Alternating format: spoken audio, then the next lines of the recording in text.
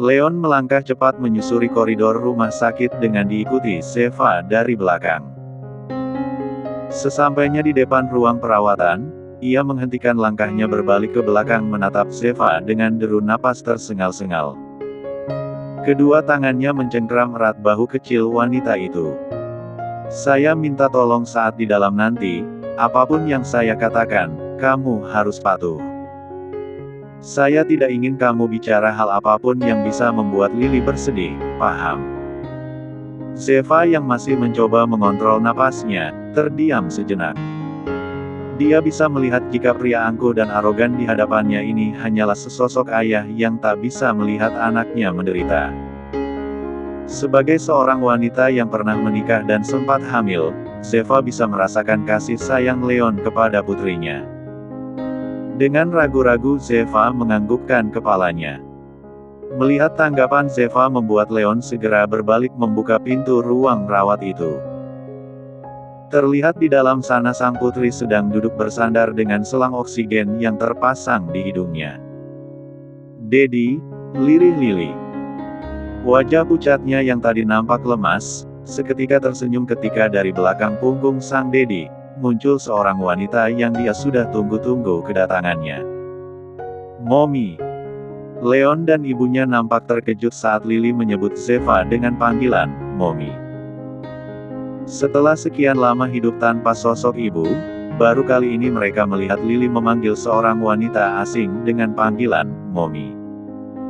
Begitu juga dengan Zeva. Dia terlihat kebingungan saat gadis kecil itu memanggilnya dengan panggilan, Mommy. Hatinya terenyuh, saat melihat selang infus dan selang oksigen terpasang di tubuh kecil itu. Perlahan dia mendekat dan langsung memeluk Lily. Tiba-tiba dia teringat janinnya yang tak sempat terlahir ke dunia. "Lama tidak bertemu, Lily. Kamu anak yang hebat sayang. Cepat sembuh ya." Gadis kecil itu menangis terseduh-seduh di pelukan Zeva. Insting seorang anak tidak pernah salah, dia bisa merasakan kasih sayang Zeva meski mereka baru 2 kali bertemu. "Lily mau Mommy menikah dengan Dedi. Lily mohon." Ibu Ranti, tak bisa membendung air matanya saat melihat sang cucu menangis terseduh-seduh di pelukan seorang wanita. Selama ini Bu Ranti berpikir cucunya tidak kekurangan kasih sayang karena masih ada dia dan juga Leon. Namun dia salah, seluas apapun kasih sayangnya, seorang anak tetap membutuhkan sosok ibu dalam hidupnya. Di belakang sana Leon mencengkram erat kedua tangannya. Situasi ini benar-benar membuat dia memutar otak, keputusan seperti apa yang harus dia ambil, sangat berat karena sejak lama hatinya telah mati rasa tentang cinta. Pukul 3 sore, saat Lily tertidur, Zeva pun segera pamit pulang kepada Bu Ranti dan juga Leon. "Kalau begitu saya pulang dulu. Besok saya akan kembali lagi." Leon menghela napas panjang sambil berkacak pinggang. "Masalah keinginan Lily tadi, kita bicarakan besok. Aku harap kamu tidak akan lari dari masalah ini. Kamu akan tahu akibatnya, Ji." Petak.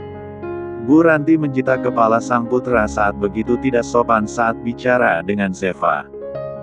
"Ma." Leon mengusap kepala belakangnya yang terasa berdenyut. "Apa seperti itu cara kamu membujuk seorang wanita? Mama saja akan lari kalau cara bicaramu seperti itu. Kelamaan menduda kenapa kamu jadi kehilangan jati diri sebagai seorang pria." Wajah Bu Ranti terlihat begitu kesal. Sementara Leon hanya bisa diam tak bisa membela diri. Bu Ranti beralih menatap Zeva, sekilas. Ekspresi wajahnya kembali normal. "Zeva, saya harap kamu bisa mempertimbangkan keinginan Lily. Jika perlu Mama akan menemui orang tua kamu langsung. Maaf Bu, tapi saya anak yatim piatu dan saya seorang single parents. Di kota ini sebatang kara, asal-usul saya tidak jelas," ujar Zeva membeberkan semua fakta tentang dirinya dengan harapan Bu Ranti akan berpikir 2 kali jika ingin menjadikannya menantu. Awalnya Bu Ranti nampak terperangah hingga akhirnya dia meraih dan menggenggam tangan Zeva. Ini tandanya kamu dan Leon memang berjodoh. Leon juga pernah gagal berumah tangga, dia juga anak yatim. Tuhan pasti menakdirkan kalian untuk saling melengkapi. Leon menutup wajahnya dengan telapak tangan seraya berteriak sekuat tenaga di dalam hati. Situasi yang membelenggunya seolah semakin mencekik karena sang ibu sudah ikut campur. Jangan tanya bagaimana ekspresi wajah Zeva, dia tidak menyangka ucapannya kepada Lily waktu itu akan membuat dia terjatuh begitu dalam ke dalam hidup seorang Leonard Horowitz. Karena permintaan Bu Ranti, dengan terpaksa Leon harus mengantar Zeva pulang. Sesampainya di basement rumah sakit dia mendorong tubuh Zeva hingga bersandar ke badan mobil. Tubuh kekarnya mengapit Zeva hingga tak bisa leluasa bergerak. Jangan terlalu percaya diri karena mama begitu baik kepada kamu. Kamu tidak akan pernah membuat saya luluh dengan wajah sok polos itu. Pak Le, yang terhormat.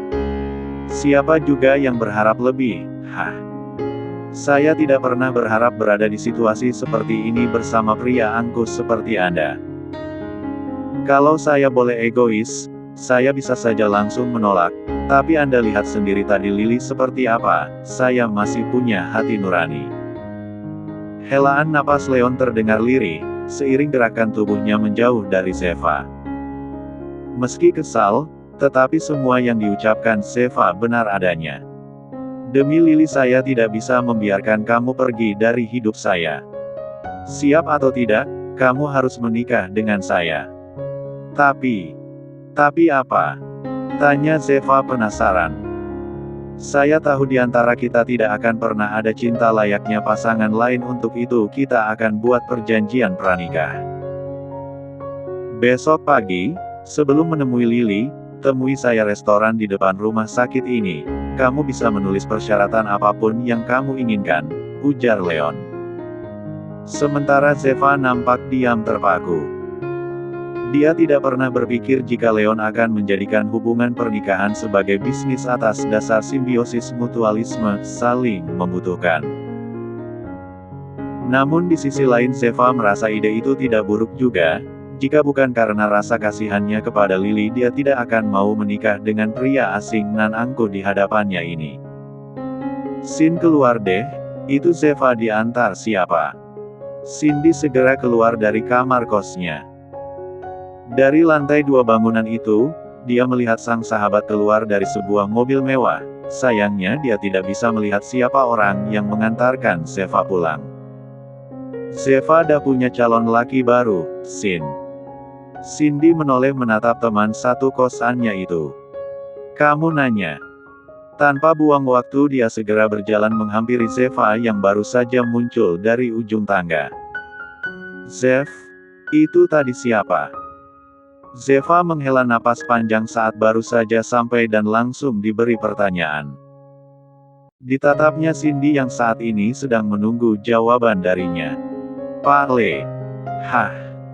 Cindy terperangah saat mendengar jawaban Zeva.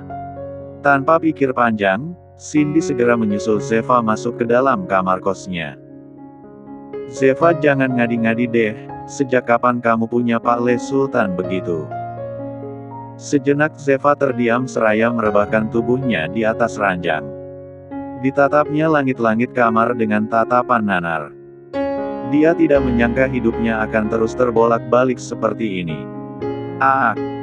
Cindy sampai terkejut saat tiba saja Zeva berteriak histeris. Astaga, ini anak bener-bener ya, kamu kenapa sih? Zeva menoleh dengan raut wajah sendu.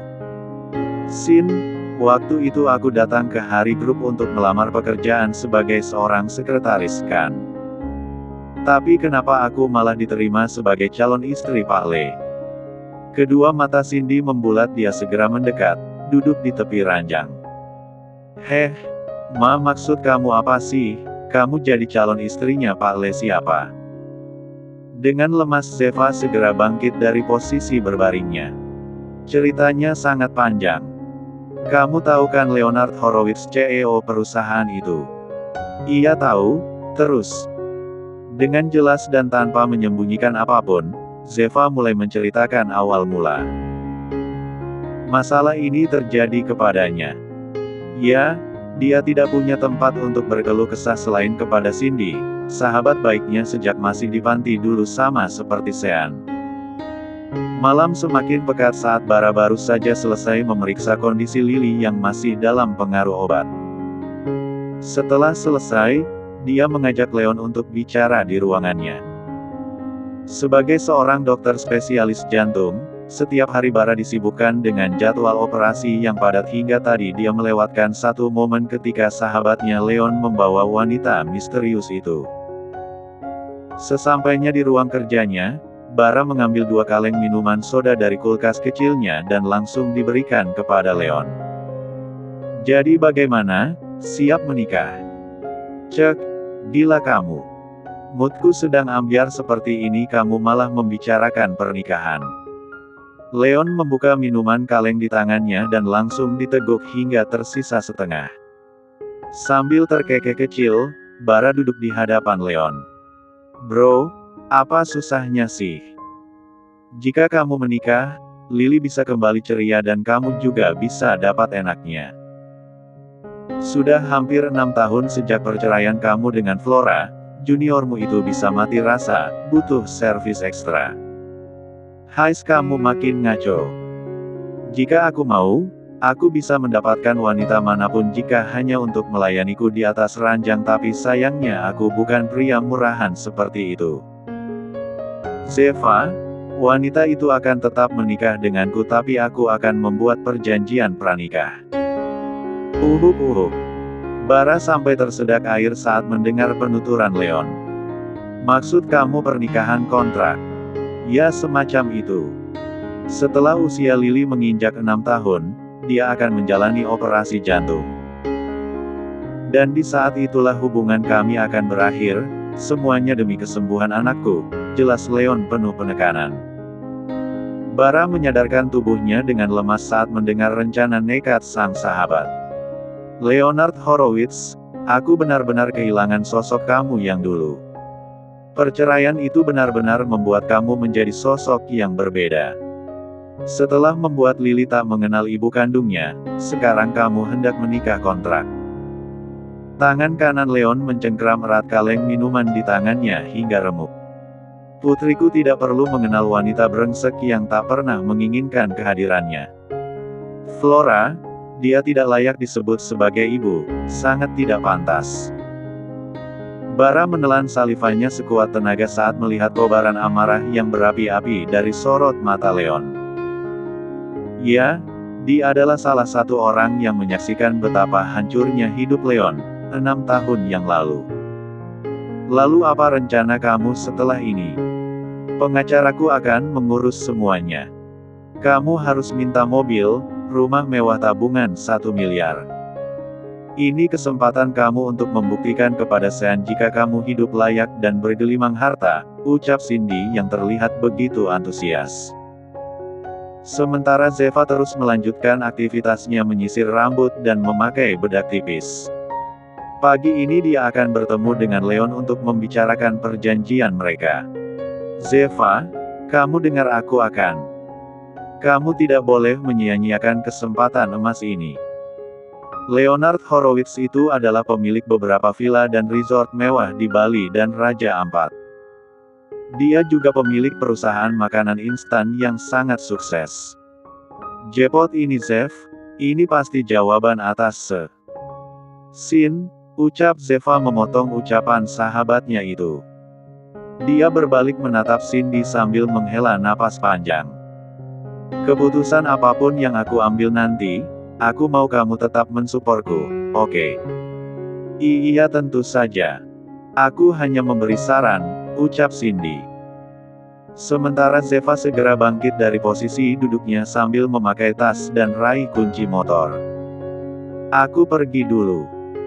Jangan lupa nanti tolong kunci pintu kamarku kalau kamu mau keluar. Tanpa membuang waktu lagi, Zeva segera bergegas pergi. Semalaman ini dia memikirkan tentang syarat apa yang akan dia minta kepada Leon. Tidak mudah untuknya kembali memutuskan menikah setelah rasa sakit yang ditoreh, Sean. Cinta pertama yang begitu menyakitkan dan saat ini dia sama seperti Leon. Hati mereka telah sama-sama mati rasa karena masa lalu masing-masing.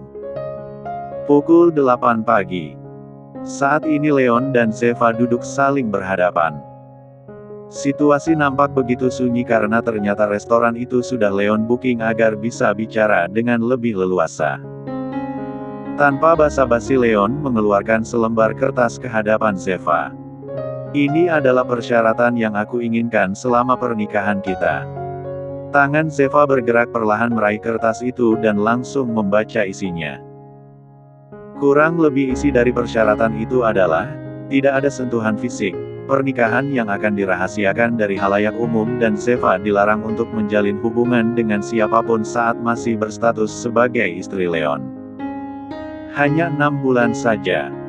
Setelah operasi jantung Lily berhasil, saat itu juga aku akan melepaskan kamu.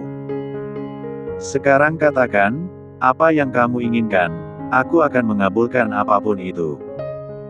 Uang, rumah, saham, atau villa mewah.